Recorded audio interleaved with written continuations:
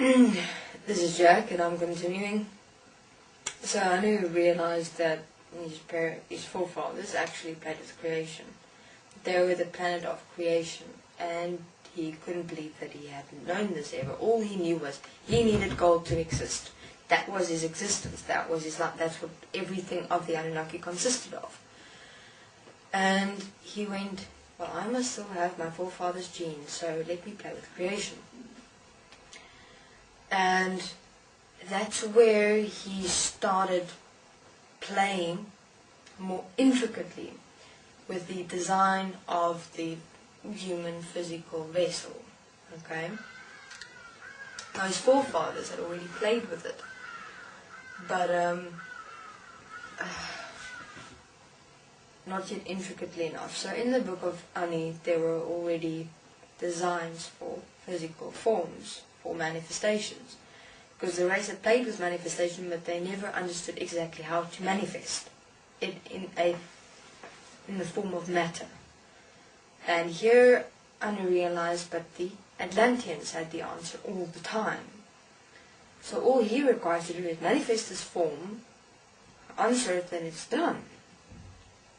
So now you have to look at an interesting thing. Where shall I start explaining this? Now I'm looking at the organs of the physical human form. Okay, the shape itself was designed fine. That's where the idea comes from that people were ape people, Ape-Men. That's how the original form was designed. Yes, because it was very how can I say, easy to kind of do work what is necessary to be done to get gold out of Earth. That was now the primary plan. So Anu, Enki, and Lil manifested and worked together to form this shape, which is the ape shape, which people in this world are aware of. But now to remember, organs in itself did not yet exist then. Organs in its design was only specifically designed in that way because of the systems that were going to be placed in the human form.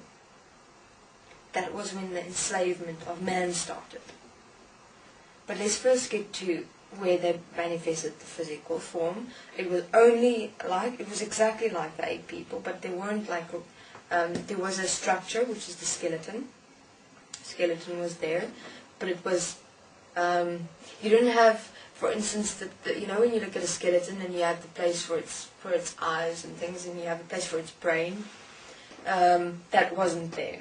In other words, the brain itself wasn't there. It was just a physical bone form to be able to keep the vessel in structure, in place. That's of course common sense. You require something like that.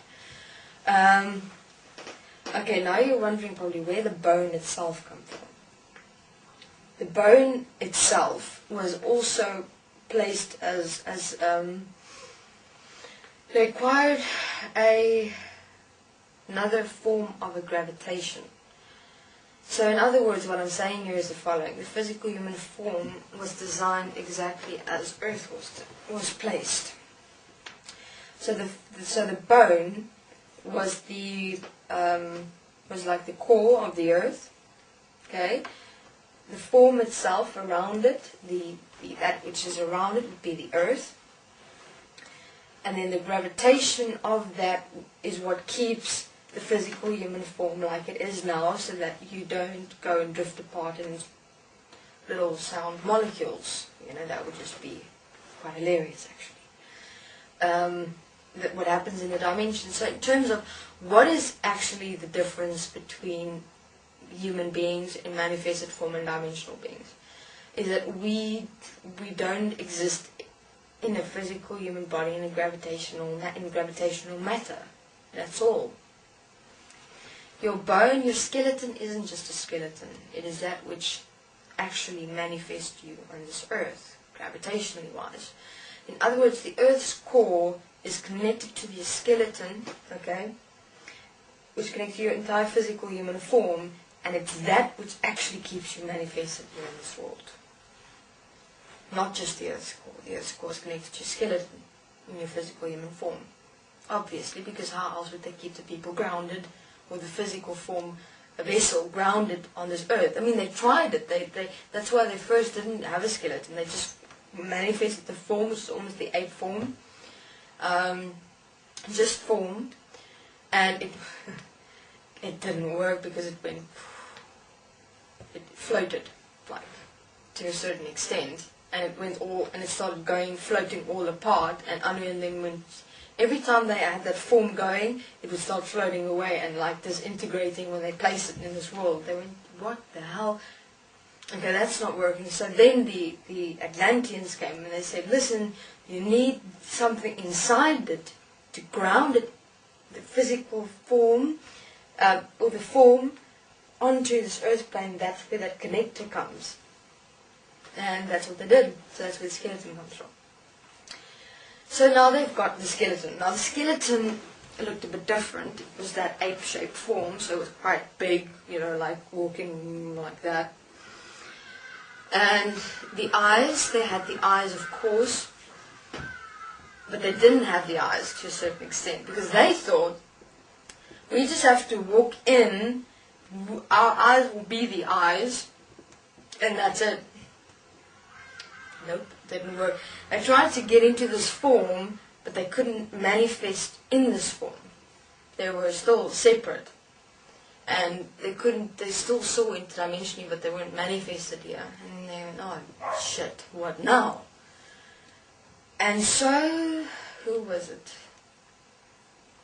It was, again, the Atlanteans that suggested, they were quite commonsensical in their expression. They said, fine, if you can't go into that, you may maybe have to design a form, a vessel in its completeness, in its totality. That when you walk into it, you become that which powers it. Okay. So I'll continue in my next interview. Thanks.